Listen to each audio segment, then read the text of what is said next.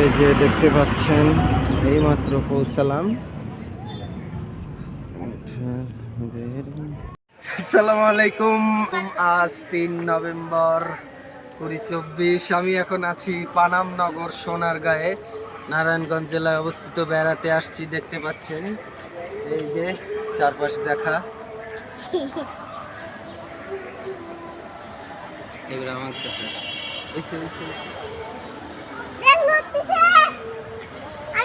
তো পুরো ভিডিওটা এনজয় করুন এবং দেখতে থাকুন কি কি আছে। এই যে দেখতে পাচ্ছেন এইটা হলো বড় সর্দার বাড়ি। এখানে ঢুকতে আপনার আলাদা করে টিকিট কাটতে হবে, 100 টাকা টিকিট মূল্য। এই যে তাকাও আব্বু, এই দেখেন, হাসি দাও দাও, এই দিক তাকাও, ক্যামেরার দিক তাকাও আব্বা, ক্যামেরার দিক। হ্যাঁ,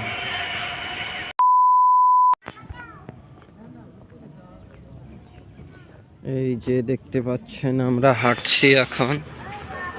এই যে ভাতিজা ভাস্তি, দেখতে পাচ্ছেন অনেক সুন্দর জায়গা। আরবি এইদিকে তাকাও ভাসতে, না না উঠো না। এই যে দেখতে পাচ্ছেন আমরা হাঁটছি সোনারগাঁও জাদুঘরে। আরবি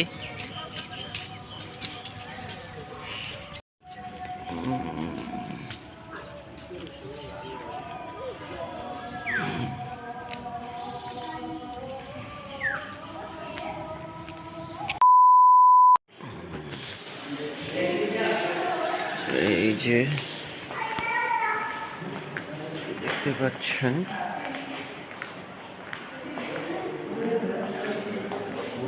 অনেক ধরনের জিনিস।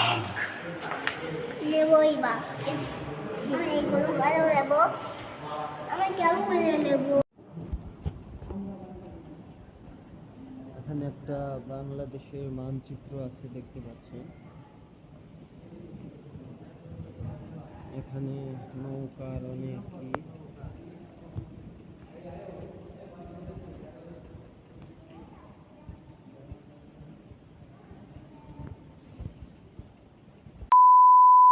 এই যে দেখতে পাচ্ছেন আমার পিছনে শিল্পাচার্য জয়নুল আবেদিনের মূর্তি। আমি সেই মূর্তির সামনেই দাঁড়িয়ে আছি, দেখতে পাচ্ছেন। কেমন লাগছে অবশ্যই জানাবেন। আমাদের জাদুঘরটি ঘোরা প্রায় শেষ হয়ে গেল, এখন চলে যাচ্ছি, দেখতে পাচ্ছেন। প্রাচীন গৌরবময় ও বৈচিত্র্যময় সংস্কৃতির ঐতিহ্যের লীলাভূমি আমাদের এই বাংলাদেশ। এর বিস্তৃত অঞ্চল বৈচিত্র্যে পরিপূর্ণ। সোনারগাঁও বাংলার ইতিহাসের এক গৌরবোজ্জ্বল প্রাচীন জনপদ। প্রায় 300 বছর সোনারগাঁও প্রাচীন বাংলার রাজধানী ছিল। সুলতানি আমলের পটভূমিতে আমাদের সোনালী ঐতিহ্যের দিকে পেছন ফিরে তাকিয়ে দেখতে বেছে নেওয়া হয়েছিল সোনারগাঁকে। মুঘল সুবেদার ইসলাম খানের সময়ে 1808 সালে ঢাকায় রাজধানী স্থানান্তরিত হওয়ার পর সোনারগাঁয়ের গুরুত্বমান বেড়ে যায়। তথাপি সোনারগাঁও আমাদেরকে নিয়ে যায় সোনালী অতীতের কাছে। ঐতিহাসিক সোনারগাঁয়ের স্মৃতি সামনে রেখে শিল্পাচার্য জয়নুল আবেদিন আন্তরিক প্রতিষ্ঠায় প্রতিষ্ঠিত হয় গৌরবিত্ত প্রতিষ্ঠান বাংলাদেশ লোক ও কারুশিল্প ফাউন্ডেশন, যা সোনারগাঁও জাদুঘর নামেও পরিচিত। বাংলাদেশের ঐতিহ্যবাহী লোক ও কারুশিল্পের সংগ্রহ, সংরক্ষণ, প্রদর্শন ও পুনর্জীবন করার লক্ষ্যে ও উদ্দেশ্যে নিয়ে 1975 সালের 12ই মার্চ সরকার এক প্রজ্ঞাপন বলে নারায়ণগঞ্জের সোনারগাঁকে বাংলাদেশ লোক ও কারুশিল্প ফাউন্ডেশন প্রতিষ্ঠা করেন। সোনারগাঁয়ের অবস্থান নারায়ণগঞ্জ জেলার সোনারগাঁও উপজেলায় অবস্থিত। ঢাকা থেকে মাত্র 25 কিলোমিটার পূর্বে, ঢাকা চট্টগ্রাম মহাসড়ক থেকে প্রায় 1 কিলোমিটার অভ্যন্তরে এর অবস্থান। ঢাকা থেকে যেতে মাত্র 1 ঘন্টার মতো সময় লাগবে।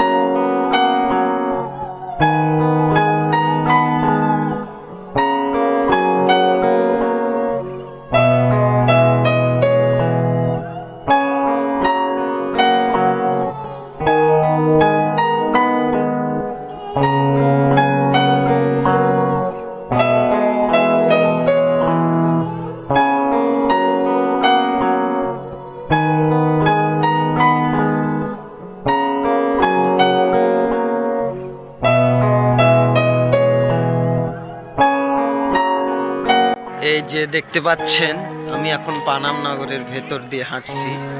এই যে চারপাশে অনেক পুরাতন স্থাপনা, প্রায় অনেক শতাধিক স্থাপনা আছে।